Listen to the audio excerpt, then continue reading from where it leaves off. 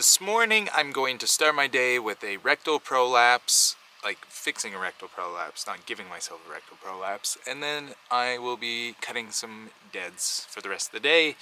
It is Canadian Thanksgiving, so happy Thanksgiving. I'm on call. My family, they went to my in-laws for Thanksgiving, so I'm just batching it. Okay, rectal prolapse. Need my Booner needle. Need some lidocaine to do an epidural, and some umbilical tape. I don't want no scrubs. Yeah, I do want scrub. Scrub is a guy who get no love from. If things go south, I might have to do a rectal amputation. So I'll need my rectal amputation tube. See? I also have a variety of sizes of rectal tubes, because not all buttholes are created equal. Land ahoy! And a calcrate bander. Calcrate bander. And my GoPro mouth guard just in case. So I can get the sweet shots.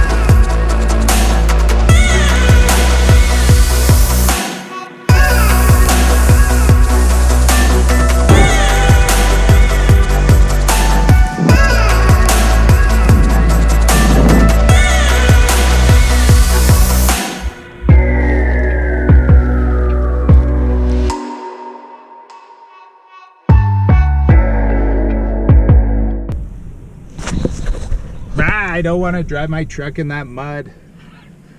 I don't have to drive my truck in that mud. I could walk. I don't want to walk. What a world, what a world. Phineas, you are not going outside here. It's too muddy. Okay, I finished that prolapse. That was a vaginal prolapse. For some reason I thought it was a rectal prolapse, but when I saw it, it was a vaginal. And a bladder prolapse, so the bladder was also prolapsed outside in the vagina, so I had to lift everything up, and then she peed on me, and then I was able to replace everything. Now, she came to the feedlot having already been sewn up, unknowingly to the feedlot, okay?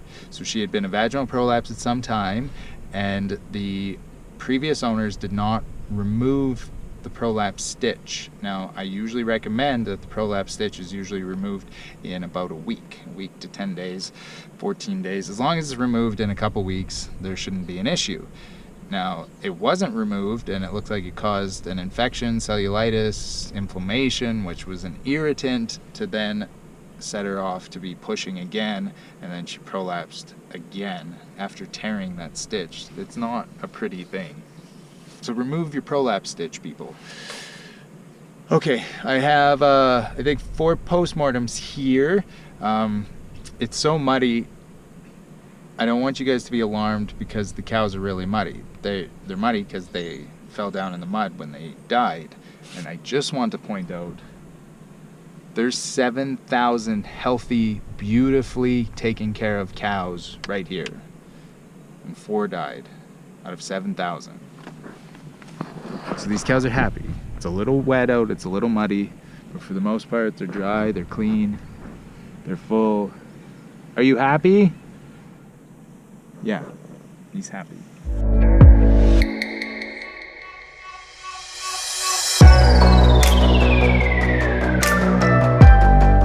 So some of you post-mortem purists recognize that I've been carrying an axe with me more often.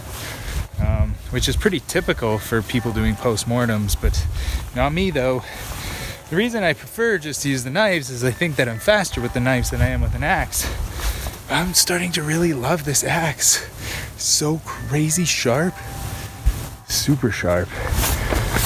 I think I'm mostly using it just to provide a bit of symmetry when I'm doing post-mortem, so I'm not as fast with it, but it forces me to stand up and stretch out my back, which my back is doing relatively well. Thanks for asking. But anything I can do to kind of just give me a little boost, a little straighten up, I'll take. Now, we've been having this argument in our household because I also carry this axe with me when we go hiking, and it's my protection axe against bears and cougars and stuff like that. Because my rationalization is, do you know how, like, if I got attacked by a bear, that's analogous to like me fighting it. Like if I got attacked by a bear and I just had my hands, then I'd punch. Okay, pretend this is a bear, okay? This cow is a bear, and I'm fighting it. All I have is my hands, so I could punch it, and that's it, right? It's not gonna do anything. It's like chopping down a tree with your hands. You could spend your whole life, and you'd never be able to chop down a tree with your hands, okay? But at least, you know, I'm a trained professional. With an axe, I think I could take a bear out. And Diana doesn't think so. And she just laughs at me all the time when I say, I could take a bear out with this axe. I'm sure I could. One swipe, it's all I need. She says she wishes you could like do some sort of like holodeck or some sort of simulator where she could see me fight a bear, but my life wasn't in danger. And then we go from there. But like, seriously.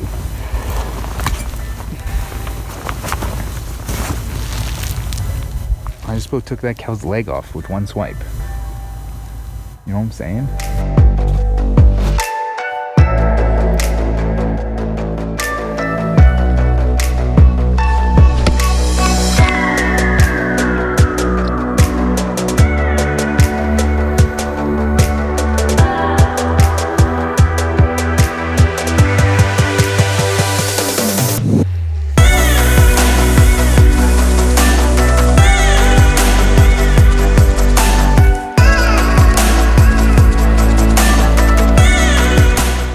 Oh, that's disgusting.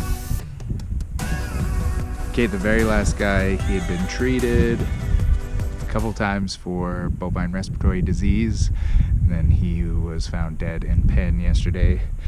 You can see all of the amazing caseous necrosis, all of that pus, chronic pneumonia. And I bet my life I could fight a bear and win. I just know I could. That axe is so sharp, and I'm really powerful.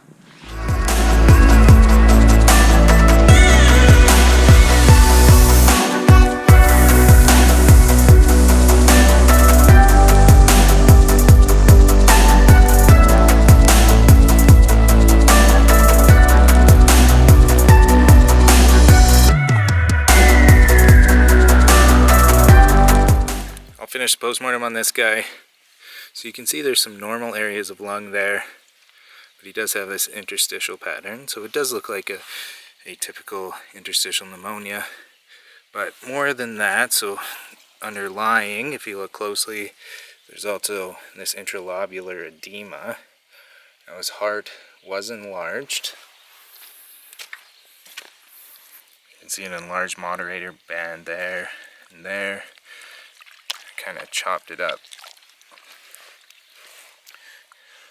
But you can see the apex of the heart is quite wide, this boob heart that I described.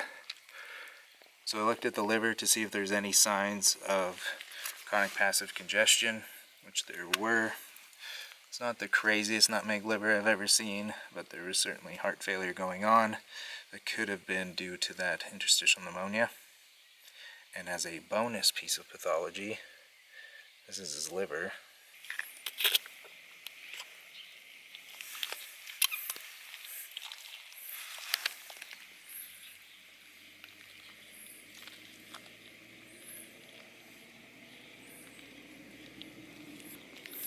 So liver abscess, he did have a couple extra liver abscesses there. That was the biggest one. and that's probably an incidental finding, not related to what was going on with the lungs and the heart, but is a issue because he had likely been on a high concentrate ration. He was a large calf and got ruminal acidosis, and then he had a showering of bacteria to the liver, causing this abscessation. So a metabolic consequence to feeding cattle high concentrate rations. Okay, well, finished at that feedlot. Going to the last feedlot of the day. Vet student Eric Burrow has been helping me out as a paraprofessional today, so he has been cutting deads. He was a dead cutter at another practice over the past summer, and he's really good at it, and he was helping me. So he's been helping me for today. He cuts the deads and takes a series of pictures that he's been trained on, and then I make the final diagnosis. So he is at the last feed yard cutting away, and I'm about 20 minutes away, so we'll see if I can catch up with him in a couple minutes. Why am I talking like M&M raps?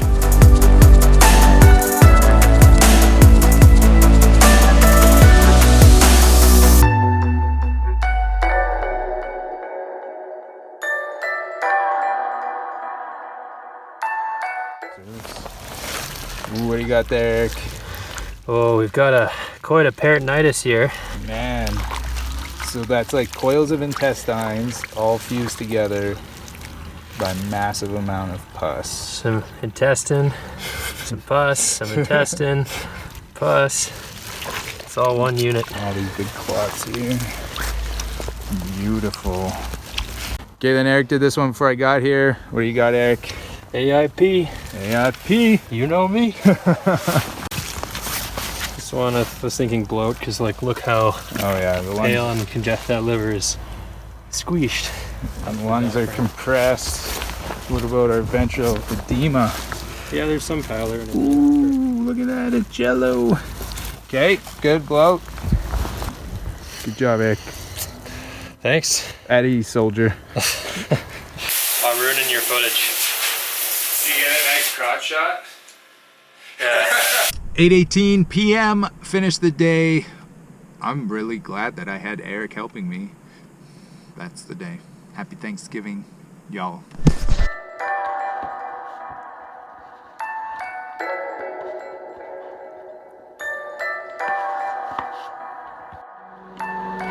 Diana brought me Thanksgiving supper. Thanks, Diana. It's 10 p.m.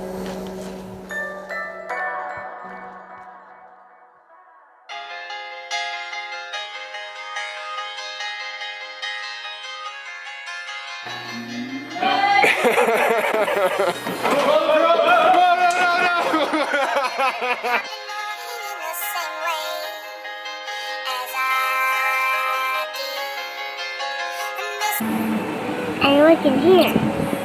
Stay out of my gas hole.